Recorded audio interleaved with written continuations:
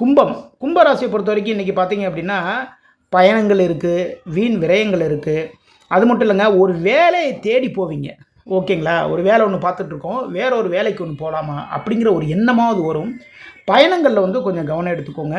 இன்று தூக்கத்தில் பலவிதமான தொல்லைகள் இருக்கும். நிம்மதியாக தூங்கணும், நிம்மதியாக ஏந்திரிச்சோன்னு இல்லாமல் அதில் சில சங்கடங்கள், இந்த கனவு தொல்லைகள்னு சொல்லுவாங்க இல்லைங்களா, அது மாதிரி சில சங்கடங்கள் எல்லாமே இருக்குது.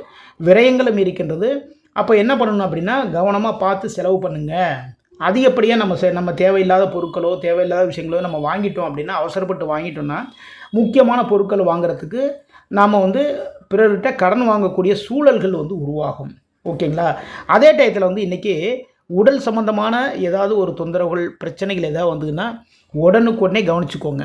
ஓகேங்களா, அதை அப்புறம் பார்த்துக்கலாம், அதுக்கப்புறம் மெதுவாக பண்ணிக்கலாம் அப்படி சொல்லி கொஞ்சம் அலட்சியமாக இருக்காதீர்கள் கும்பராசிக்காரங்க.